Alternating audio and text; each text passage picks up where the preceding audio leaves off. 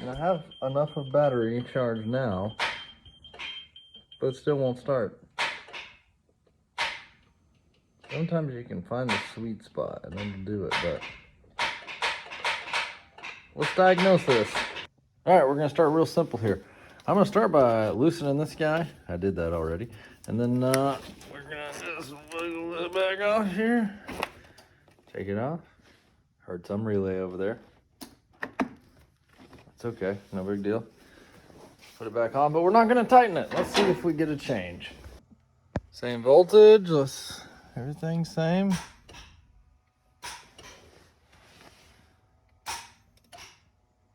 All right, I tightened that one back. We took this guy off and just reconnected him. He's kind of loose sitting there. Let's see if that changed it. All right, now let's just rule out that it's the battery. Now we'll hook this guy to it and see if that changes anything.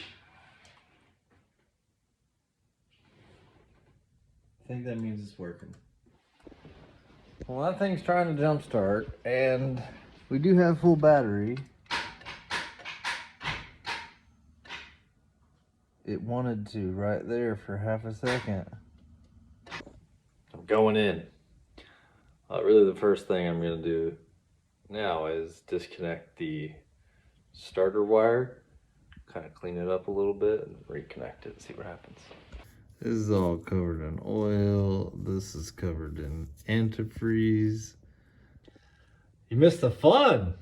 I forgot to re-disconnect the negative wire. So I definitely got a fireworks show right above my head.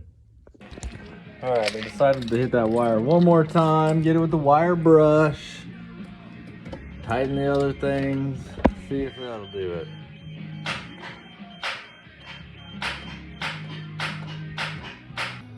It doesn't look great. That looks like a little rust underneath there, so that could be the culprit, but I can't imagine this is the wire that should be grounding for the starter, so I got a little cleaned up there, so we'll see. All right, so we added a kind of makeshift ground. Let's see if that helps. It's been a few days. We've made some progress. That's blinding. I hate how they put the button on the front.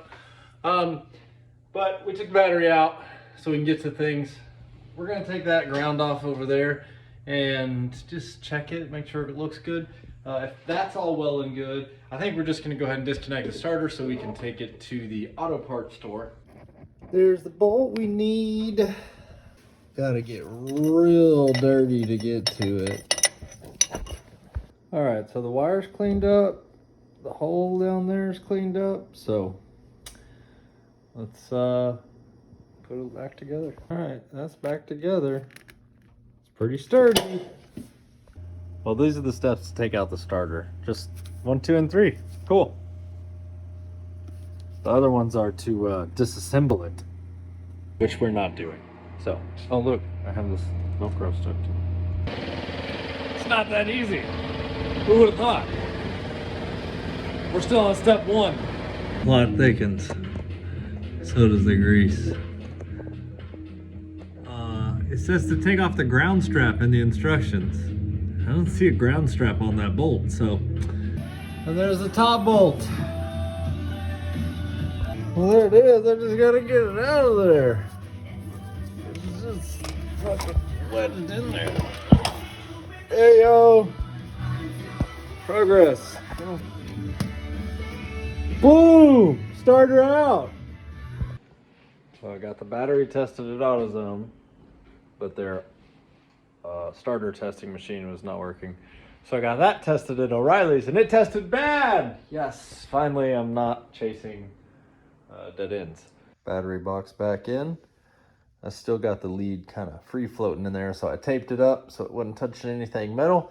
I'm gonna put the battery back in. That there stud was on the bottom, but it's supposed to go on the top, so we put it there. Now we gotta get this guy up here now.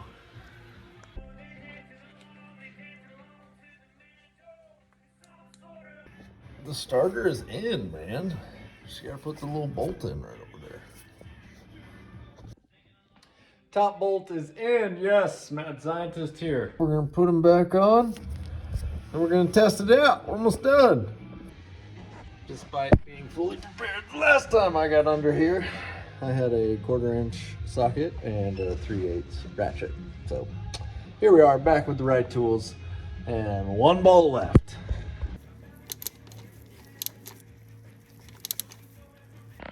Yet I gotta go to these mental checks here. So I got the ground on. It's both connected to the body and to the block. I got the fusible link there, put that back there. All of these little wires back in place there. That's tight, that's tight, that's tight. Starter is in and it's tight. The big wire is in, the little wire is in. I think we're ready. Got enough voltage. Things are fine. Same problem.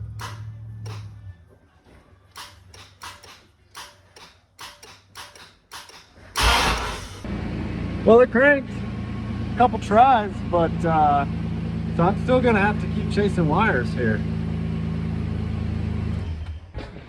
Well, it started about 15 more times under command, so we're gonna call that good enough, but I'm going to make a new positive wire and just keep it in the truck just in case.